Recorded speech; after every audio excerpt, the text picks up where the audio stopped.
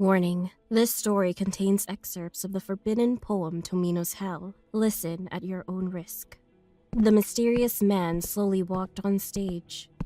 He introduced himself as Roku. While standing under the spotlight, he examined each member of the audience. And when he met my eyes, I felt uneasy. It was as if he was looking directly into my soul. I quickly broke eye contact. There were only a few people at the club, and we all shivered when Roku looked at us. He cleared his throat. Elder sister vomits blood. Younger sister's breathing fire, while sweet little Tomino just spits up the jewels. Roku was probably in his late 40s. There was nothing spectacular about him at first glance. He was wearing a black turtleneck and gray blazer on top of it. His eyes were sunken in and sleepy. Overall, he was a decent-looking man. Yet, I cannot stress this enough. I felt something eerie when he looked at me. I shook the feeling off and just listened to his performance. All alone does Tomino go falling into that hell. A hell of utter darkness, without even flowers. I took a sip of my third appletini, and I really had to pee, so I ran to the ladies' room. When I returned, the room felt darker and colder. Roku kept reciting his poem as if he were possessed, with each word louder than the next.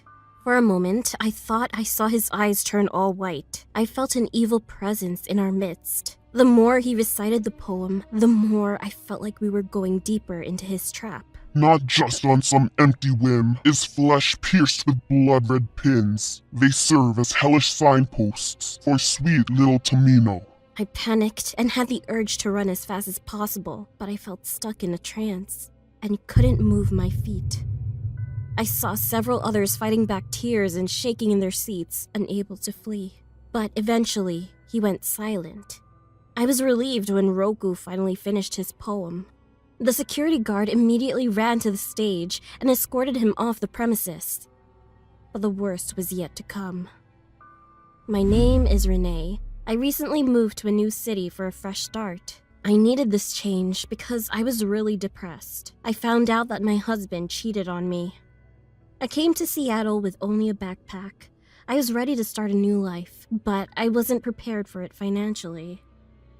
That's why I was so happy when my college roommate offered to let me stay with her. Nancy was all brains and beauty. In college, we were inseparable, at least until both of us found boyfriends. When we did, we slowly drifted apart. She married early too, but the marriage ultimately didn't work out. Now she's the CEO of a startup and my lifesaver. On that evening, Nancy urged me to get ready because it was poetry night at the club downstairs. I thought we would have a quiet night in since it was storming outside, but as an extrovert, Nancy has to go out every Friday night. And as she likes to remind me, we're not getting any younger. I was in a great mood that evening. I made sure to put effort into my appearance. I was over my ex and open to the idea of flirting with a stranger. A security guard was standing in front of the main entrance as we arrived at the club. He checked our IDs and told us to enjoy the night. The club owner greeted us. We found an empty table and immediately noticed an older couple sitting at the table next to ours. The woman rolled her eyes when we sat down. "Don't mind her. She's just being a Karen," Nancy whispered in my ear. Excuse me? Are you talking about me? The stranger interrupted us. "Oh no, we're not," I assured her and chuckled. We ordered drinks, an appletini for me and a Negroni for Nancy. So far, there was only one person who performed spoken word. Everyone was bored. I looked around the room. There were only a handful of guests and a man sitting at the corner of the room. It was pretty empty, which made sense. The storm was getting worse outside. We all just sat there in awkward silence waiting for the next performer. All of a sudden, the man got up from his seat and walked on stage. He introduced himself as Roku, cleared his throat, and recited the poem. When the audience snapped out of it, we were all scared shitless and eager to leave. What kind of poem was that? It sucked and was too scary. I don't trust that man one bit. I knew I should have stayed home. What a disappointing night.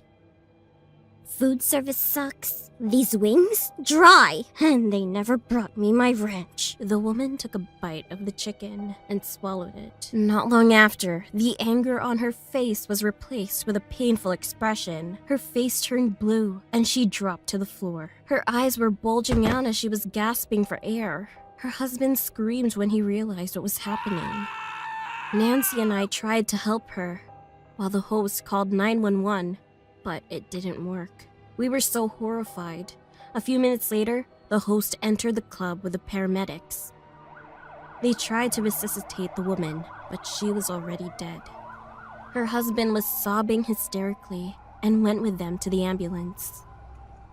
Nancy and I headed back home, traumatized. When I sat on the couch, I noticed something was not right with Nancy. She was getting paler by the second. As I was trying to comfort her, she started convulsing, and her mouth was foaming. I was crying and dialing 911. They said it would take longer for help to arrive because they're short-staffed. My legs gave out as I collapsed to the floor next to Nancy. Nancy was already stiff and was no longer breathing. I probably lost my mind at this point. I just sat on the floor beside her body and just stared at it. When the paramedic arrived half an hour later, he pronounced her dead. As I grieved for the sudden loss, we noticed an odd smell in the air, and then smoke. The paramedic commanded me to run downstairs. He carried Nancy's body, and we headed outside. When we left the building, we were hit with a thick cloud of smoke. The club was on fire. The fire truck arrived shortly after. The heavy rain helped extinguish the flames. And unfortunately, the club owner's burnt body was wheeled out. It all felt like a nightmare, or a living hell. I was asked if I had anywhere I could spend the night, and of course I didn't. He said they would help me find a hotel to stay at, until I could get my living situation sorted out. He told me to grab some of my belongings upstairs and meet him back here. When I entered the apartment, it felt so eerie knowing that Nancy was gone. Thinking about tomorrow and having to contact her family and friends made me break down. I had no idea what I was going to do with my life. I mustered up enough energy to pack my backpack and said my goodbyes to the apartment. As I left the apartment, I was caught off guard. The mysterious man from the club was there, holding a knife. His eyes were completely white, and he was grinning from ear to ear. Now it's your turn. He jumped towards me, but I dodged in time. I started screaming as I ran down the stairs, and as he chased me, he recited the poem from earlier. Elder sister vomits blood, younger sister's breathing fire, while sweet little Tomino just spits up the jewels. I was right at the exit of the building when I tripped down a flight of stairs. I whimpered as his body stood over mine. I tried to get up. All alone does Tomino go falling into that hell, a hell of utter darkness, without even flowers. He stabbed me in the foot. I screamed in pain. Is Tomino's big sister the one who whips him? And then I heard a gunshot. And then another. I wiped the tears away from my eyes and saw the security guard from the club standing at the entrance of the building, holding a gun. The paramedic was right behind him. They carried me into the ambulance and drove me to the hospital. It was busy when we arrived, due to all the injuries and deaths from the club. While waiting for a doctor, I learned that the woman, whose name is actually Karen, died from choking. Her husband died in a car accident along with everyone else who was in the ambulance. Nancy died of alcohol poisoning. The host died from the smoke. And I was almost murdered in cold blood. It was also confusing, but I had a feeling this was all because of Roku.